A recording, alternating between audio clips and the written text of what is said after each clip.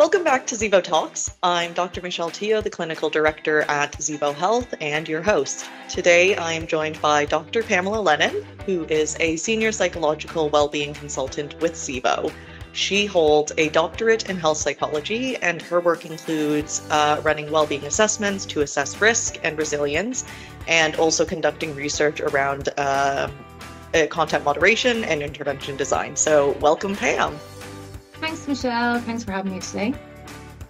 Great. So today, I suppose we're exploring the constantly changing and evolving digital landscape and why we need to protect users online, but also why we need to protect the people who protect the users, who are the content moderators. So I guess we're talking about things like the root causes of problems online, some of the legislation and regulation around online platforms, and then the impacts of the changing digital landscape on users and content moderators alike.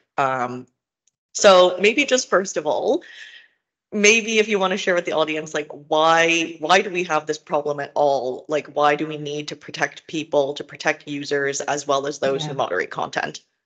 Yeah, well, first of all, any business that has a website where people can comment or they can purchase things and leave reviews, to dating sites, so many businesses are at risk from receiving disturbing or hateful content or dangerous content as well, that can expose the public. And also there's an appeal, when there are certain bad actors out there that can use social media as a platform to voice their hate speech or to put up, graphic content. And, there's where the role of the content moderator comes in, that they want to try screen that out as quickly as possible. So when we think about the root cause of this, it's really the tool in itself, the internet. Yeah.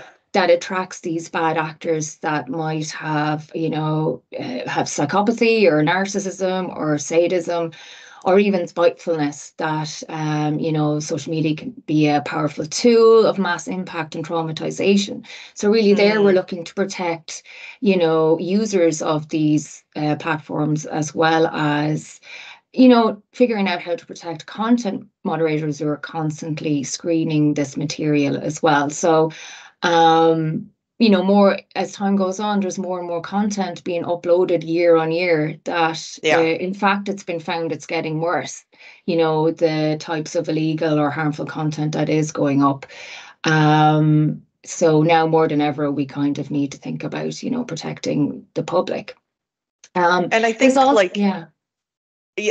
Just like even in that vein, like we talk a lot about bad actors, but then I think conversely, there's also people who are trying to do the right thing, by sharing certain propaganda. Do you want to maybe speak to that a little bit? Yeah, I was just going to move on to that side of things, because it's not necessarily people who are intending to do harm. Like in the case of the Israel-Hamas war, individuals may be sharing content that, to voice their concerns.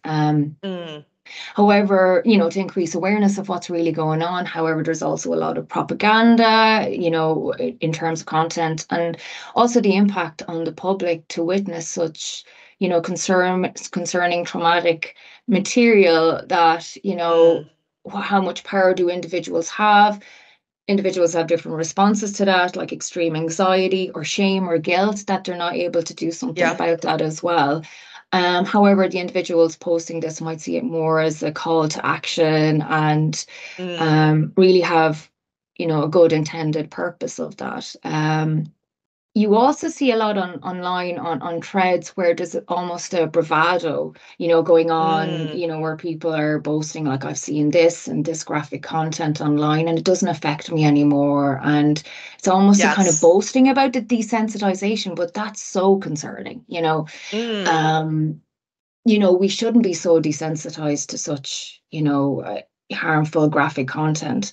And on the other hand, it's almost debilitating other people and paralyzing them with anxiety and trauma, where they're deeply affected by this and can't really view anything in any way related to it. And also, I think we know too much about what's going on everywhere in the world at the moment. It's a recent I suppose, human concern, because before we just knew what was in our community or in our town and what was Yeah. going on there. Now we know too much about, all that's going wrong in the world, which, really Mm, exacerbates anxiety in individuals as well.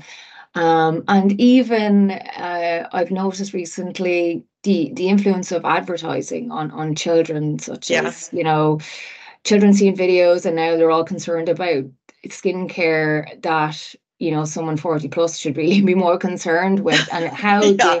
impact of this advertising is on culture of young people. Now I know every generation has its challenges Yeah. in terms of influences and negative influences, but it's an interesting factor as well.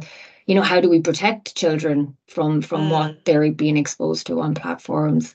And, also looking at recently the deprioritization of trust and safety and the yeah. impact that's had on business as well, for them. So there's a lot going on. There's a lot of challenges of how to protect users and then those who are protecting the users, content moderators. Yeah, so like even in that, when we think about the kind of root causes of, why even trust and safety as an industry exists, there's the side of the bad actors, and then there's the side of Mm, people who are just, wanting to bring awareness and disseminate information and share knowledge, and maybe like have a call to action. And I think you bring up a really important point around that sense of desensitization, because that's, I suppose, one of like the concerns that we have around content moderators whose jobs mm, 40 hours a week are to view graphic materials. When they're 2, 3 years into the job, do they become completely desensitized to it, and it doesn't impact them anymore, or they feel that it doesn't impact them yeah. anymore, but perhaps there's something going on in their body that they're not aware of, Hmm. and how do we kind of tackle those kind of challenges? So there's so much to be considered when we're thinking about the root cause. So then I suppose if we're thinking about the content moderators, like how are they being affected if they're kind of at the forefront of the problem? They're the ones kind of constantly viewing the Mm. objectionable content being uploaded and trying to protect the public, the users. Yeah, and really, content moderators are the unsung heroes that are there to protect users. Even though they might be very moderately paid and, Mm, lacking support within the companies that they're working in. However, day to day, they're exposed to graphic violence, hate, terrorism, misinformation, CSAM, animal cruelty, or suicide, self-injury. There's so much that they may have to deal with in a queue, and those queues, concerning those topics might vary from day to day as well. yeah. So, their role is becoming increasingly more important as more and more types of content is being created and uploaded. And there's pressure as well for them to comply with platform policy, Mm, which decides, how to keep the bad guys out in a sense, what is agreeable content or not. And they're essentially confronted with the darker side of humanity every day, which affects, their yeah. world beliefs. And also, this continuous exposure to, difficult content can contribute to symptoms of PTSD, such as, flashbacks or extreme anxiety, Mm, having nightmares, sleep disturbances as well. And also just increased risk of, anxiety and depression. Um, you know, Thinking about the, having surprise content that they weren't expecting in a queue can have a yeah. kind of a startle response in the nervous system, which can contribute to anxiety and increased stress as well. And there's also the risk of vicarious traumatization, where they're exposed to the trauma of other people in the content they're reviewing, and that has Mm, that impact and a unique set of psychological impacts such as, shame and guilt of maybe not being affected by what you're viewing as well, or, taking on that, secondary trauma as well. And that's just from a perspective of viewing the content every day. yeah. Surrounding that, they're also working in very, very stressful environments. So, they may have, high work demands. They have a lot of tickets to get through during a day, maybe a Mm, quota of, say, 500 in a day, and they're quite strict on reaching those targets. And there's quite intensive quality assurance standards as well that are assessed Yeah. externally, so rigorous performance expectations. And in some places, they're not allowed to take significant breaks to recover from the content to, Mm, calm the nervous system from being stressed as well. So it's kind of a storm of different conditions that really it makes that job difficult to work in for a yeah. long period of time, which contributes to high turnover as well.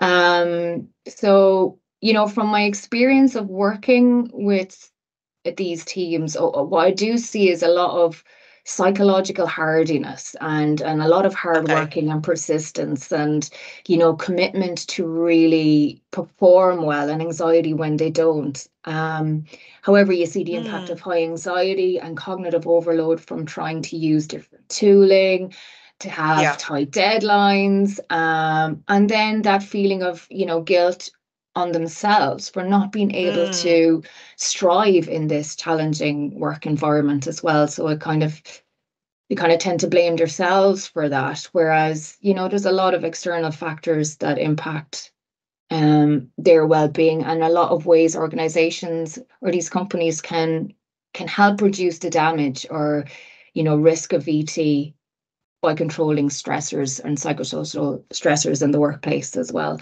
But you often see a lot of yeah. good coping skills, I think, in these teams, that they have strong Mm, team bonds. yeah. They can't really discuss their experiences in work with their family or friends, so they can with their peers in a sense that can Hmm. relate to their concerns as well.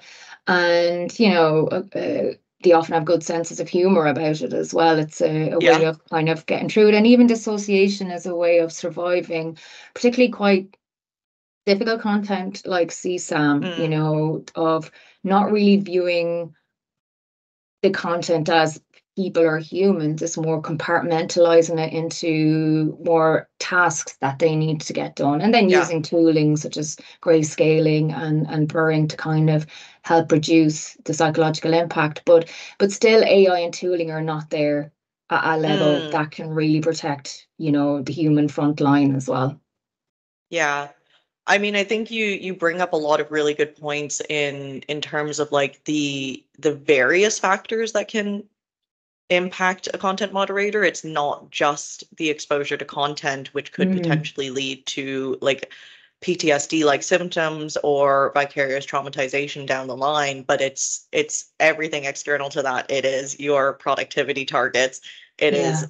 how many like different workflows are you working within a shift? It's, how long have you spent reviewing content that's related to CSAM and then suddenly moving into like a queue that is terrorist and violent extremism content. So, that those are two very highly distressing queues, back to Mm, back. mhm. It's things like if I have a conflict with one of my peers in work and I need help to figure out what to do with a ticket, who am I going to ask if I have a conflict with my peers? So Yeah. there's a So lot many of, factors. Yeah.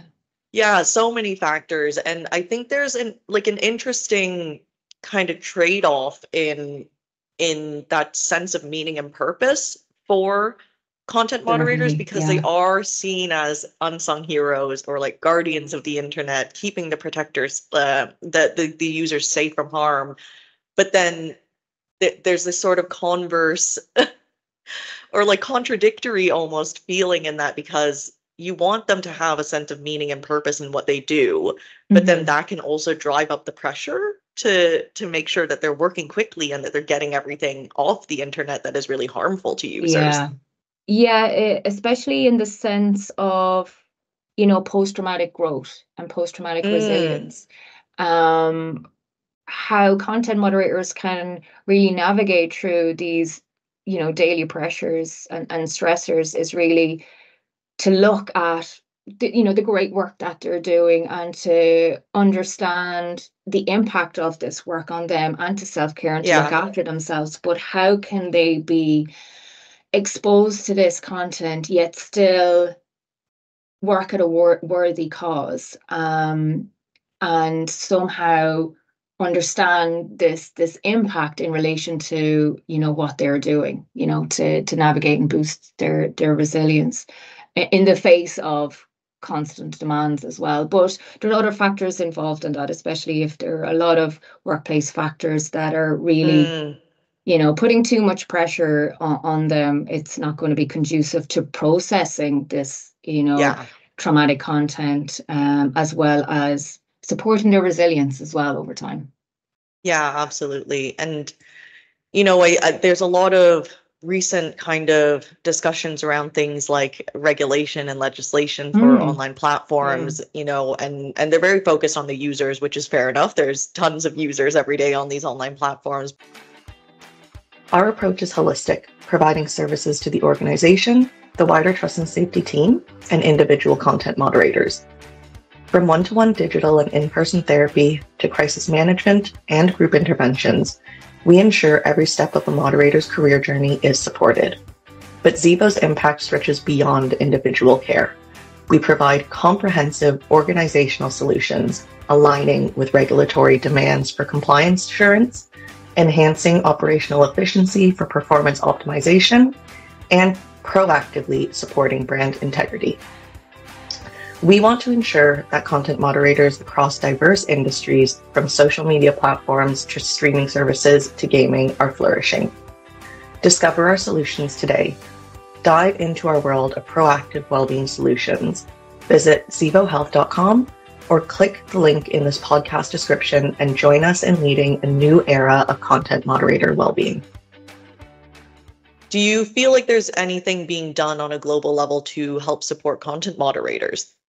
Yeah, there's actually a lot going on at the moment in the UK. You have the Online Safety Act that is trying to address illegal and harmful content online Mm, and placing a duty of care on the online platforms, to ensure that they're removing illegal content as quickly as possible and protecting children and everything is age appropriate.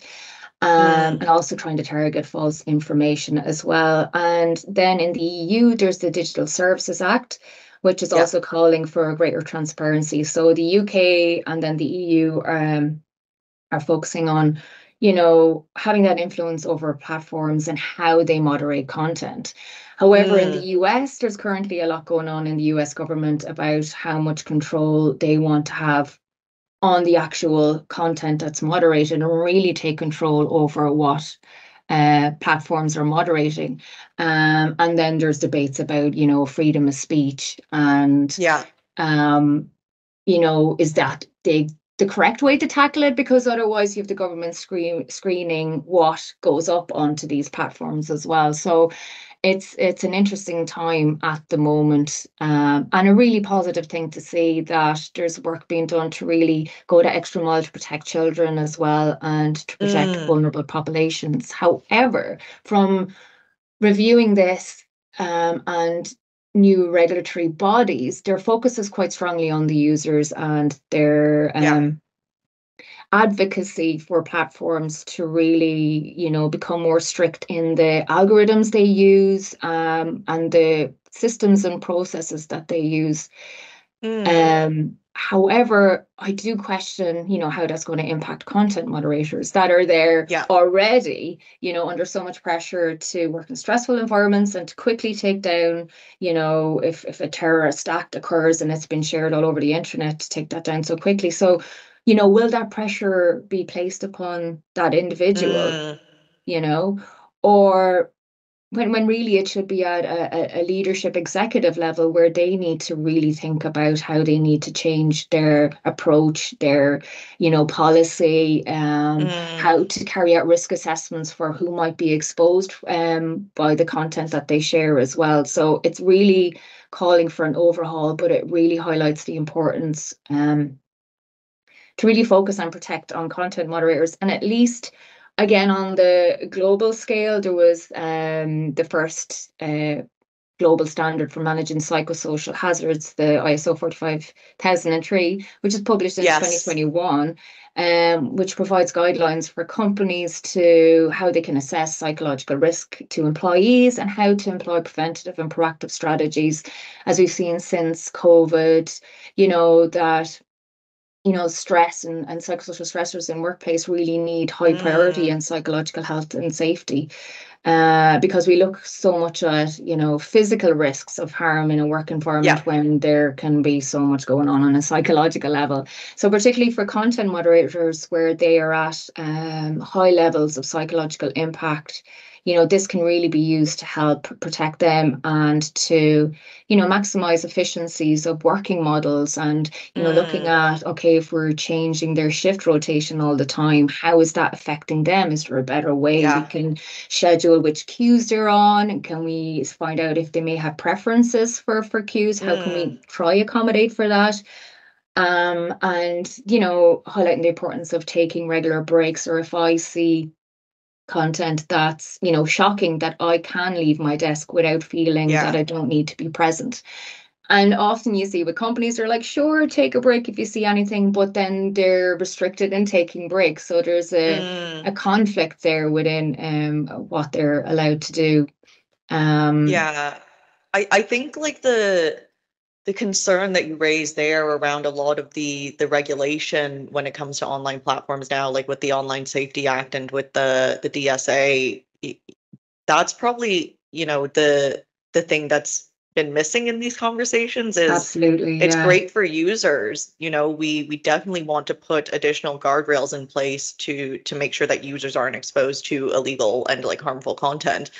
But at the end of the day, it's the content moderators then that have to take all of that down, Yeah, and yeah. have to gatekeep all of that content. So it's that sort of missing piece of the puzzle where we go, okay, but there's still people sitting in front of a screen who have to view this content. What can we do to protect them? And like you're saying, is it, you know, the framework of the ISO 45003 that can help us, work Mm, with that's companies to it. develop like even regulation around how like well-being services are provided to content moderators to safeguard them? Or does it even go into things like, when we look at some of the hazards, it could be really poor tooling systems Yeah, yeah. within a company. So is it that you need to have like better tooling systems? Is it that, your engineers need to build a product that is safer from the outset? Or that, Yeah. like I was reading a recent article about kind of the algorithms and the recommender systems. Mm, They're built in a certain way to drive engagement, and then they recommend the same content again and again once you've engaged with it. And if yeah, you've engaged with something harmful, the yeah. likelihood that you're going to Mm, get recommended something harmful again is much higher. So does the recommender system need to be changed? that's it. And in Yeah, that way, it can protect the users as well as protecting the content moderators from having to take down the same content or the same type of content time and time again. yeah, yeah, I yeah. think It's it's just really there's a lot that needs to be considered, which is so still maybe much. missing from that And I think conversation. Yeah, and I think it's all new, but it's good to see regulators engaging with key stakeholders as well, and Yeah. asking for a lot of input from academics and researchers on, is this the right approach as well, which is it's good to see. And I think it'll evolve over the next couple of years as Mm, well. Yeah. yeah. So, is there anything that you would recommend to companies now, that they could do to better support content moderators that are protecting users online? Yeah, as I'd previously mentioned, really looking at the psychosocial risk, particularly because they fall under the umbrella of traumatic experience from the work they do, Mm, but also they're exposed to other psychosocial risks from high job demand, low control, maybe it's quite a hierarchical way to work as well, yeah. and a lot of micromanagement. Yet their role is so important, as we said. And you know, the focus really is how do you maintain that well-being and productivity, Mm, without impacting the structure of the work. Really should facilitate that so that productivity is more sustainable, is what I mean, over time, yeah. rather than trying to, put so many, like, is it better to have a minimum daily quota or a maximum daily quota, and look at the ways that might help content moderators work better, like such as better tooling, and to really Mm, find out what might be, not so conducive to their workday as well, and to engage with them and to try and support them as much as possible. Yeah. And also to have those, psychological well-being supports in place, which should really be mandatory, having, one-to-one Mm, counseling support should you experience or be affected by content, having your peer support groups to, to discuss challenges with peers and, share coping mechanisms and ways in which you yeah. can switch off at the end of the day. And yeah, but ultimately, I think, there's so much more research needed in this Mm, area. You know, we see the legislation coming in on a kind of a global scale.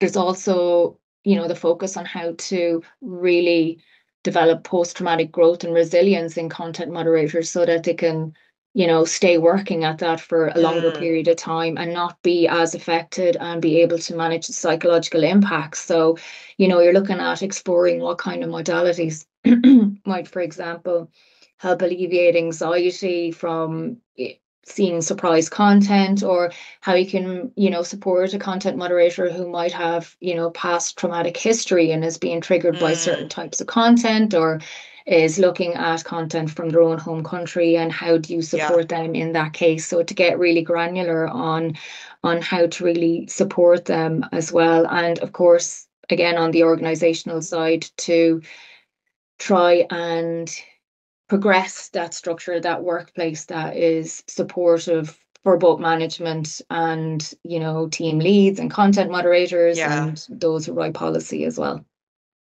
Yeah. And I think sometimes the conversation around like well-being and productivity is that they're Mm. mutually exclusive, which isn't Yeah. really the case. There's Yeah. so much research that says, when people get to take their breaks during the day, when people, are given time off, when people have more control over the work that they do, and there's, job demands that meet the resourcing capabilities, they actually become much more productive. And That's so, it. Yeah. if your main concern is ensuring that productivity is sustainable, Mhm. well-being is necessary to make that Yeah. happen. And well-being needs to be sustainable as well. They both go Yeah. hand in hand. Yeah.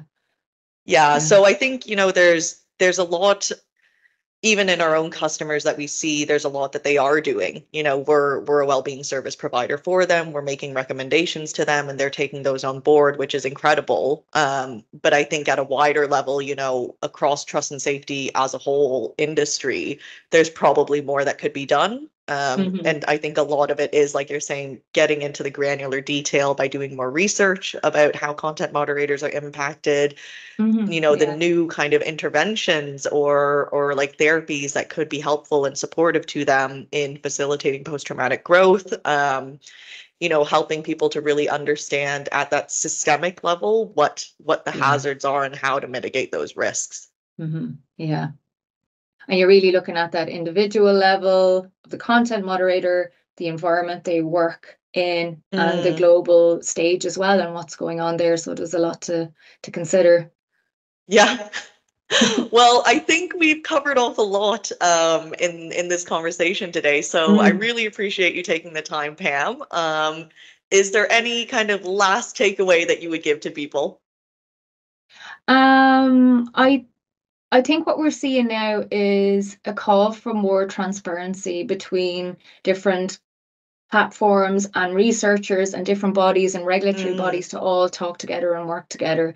I think until now, even well-being companies ourselves work on an individual level, but yeah. really we need to kind of put our heads together and try to tackle these challenges. Yeah, Yeah. Collaboration, I think, in the industry is it's very key. much needed.